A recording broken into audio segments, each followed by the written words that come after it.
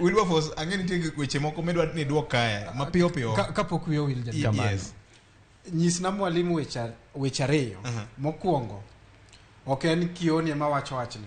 Ne wan gi IBC commissioners 4 mano dhi ma jopiny oneno Serena kawacho ni yiero manyo tim nye ber kamanyo wagike nyo ber, lakini result madhi declare Ruto kaka ker en opaque. Ok en Kioni kaka jaduong' wacho, ok en wach jo Mount Kenya, en gima kata jo maneni kanyo ma jodongo, ok en kata whistleblower.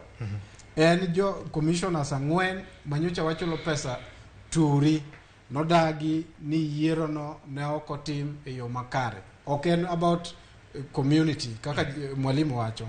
Koro kanyo na dwaro ni mondo anyise gi dho kizungu ni vividly mondo ng'eni kata mana commissioners 4 out of 7 nodagi yiero. Erokamano ahinya. Bedo ni kweth mar Azimio wacho ni yiero kata ombulu nokwale mana mar president kende, modongi to MCA mag ODM mane Azimio, MPs mane Azimio, governors mane Azimio. Victor, VJ waduto wan gi jirende kuonde mwadake. Okofulo ni ka kwali e batha to koro nyaka kwala. Nyiso ni ng'ani nowuok ni kawuono VJ, God forbid, ema dhi kwalo gige Wilberforce okakwal. Koro wach mar ni ang'o momiyo wabunge nokokwal, MCS nokokwal, governors nokokwal, en mar president. Penjo noduoko yom en ni joka nowuok ni dhi kwalo ombulu mar ker, full stop. Mane gima ne gitimo, mane momiyo koro nyo commissioners odagi ni jogi okwalo ombuch ker. Whistleblowers be koro nyiso ni jogi nyo kwalo ang'ono ombuch ker. Kikwali ka jirani okwal to ibo manyisi ni bwana jogi kawuono ting'a. Ok ibi penjo gini to in ang'o momiyo wacho ni in mokwali dak ne gikwala an bende.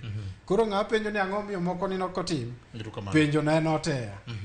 Nokwal mar ker ni emane jakuo neno. Kamano. Erokamano. Koro mopogore kod bura makiny, okang' mane machielo ma un kaka joma nie iye utemo loso godo weche mag yiero mabiro? Donge commissioners owinjo bed ni koro adek nosegwe tao. Kacho serumo, kacha onge IBC onge ng'ato. Secretariat nitiere, CEO nitiere gi lange. CEO ng'en chik ni commissioners. Senate on Thursday no kadho chik mabro payo mar manyo commissioners go. Kiny wageno ni jakom machon mar IBC kod commissioners mamoko dhi bedo cross examined gi committee mar Agri Muchalule. Gi commissioner achiel Irene Masit gi okil Kamaloka mare Donald Kipkorir.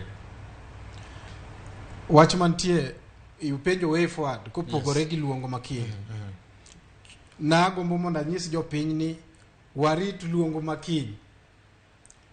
Wawe uru bedo gi propaganda ni Raila luongo maandamano, Raila luongo dwadhi ketho sirikal, Raila no. Koluongi tidhi tichiko iti tiwinjo ni to luonga mondo onyisa ang'o. Kose nyisi gimomiyo luongi ibiro yudo gimiluongo ni way forward. To kapok idhi to isechako ji osechako manipulate gi propaganda idwa ni mondo kik wabed gi sirikal. Apenji ni ana sirikal mibedo go ni ibedo kode kure? Awinjo kama mwalimu wacho ni jowa ose mitije sawa sawa. Jowa mose mitijo gita akian gini ng'a gini nikech ka Kenya achiel mwadake kod mwalimu ni to jowa mose mitije go to gin maji mokareyo. Nyiso ni gima wadwaro ok ni omi individual stitch VJ. Ok wadwaro omi individual stitch. Wadwaro ni national government man of the day okaw ting margi mar miyo jopiny duto te service. Kobedo ndara ok owinjo bed ni nyaka wabed joka Ruto eka gernwa ndara ma Migori kochomo Sori. mano gima owinjo tima kata onge ng'ama nie government. Kamano jaduong'. Achiel kuom ng'apo mane jatend piny Kenya nolieko ne jotendlo ma Migori County ne ndara mok Nyaburo madhi nyaka gi Moboke nyaka Rangwe. E limbe mare manyotimo Nyanza ni. Mago promises. Ing'en ka nyisi ni vioje kina nyiew ni lunch. Anyalo nyisi ni change of plans. Water fence.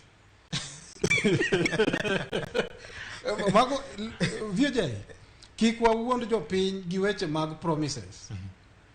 Promises gin gowi. Okay. Tinyalo chule kata ma 2032 ka koro jaluo moro ka Wilberforce kama obedo president.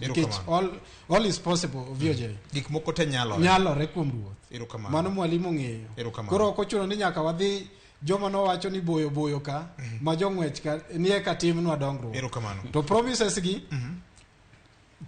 gi nwachako winjo kapok na onge 2018 mano chak nyisowa promises kanyo gik timiyo wa force event iluongo ni fund ni mondo adhi achako ohala kena adhi chako an mutura North Kanyamkago kacha saadi. Erokamano. Mwalimu bura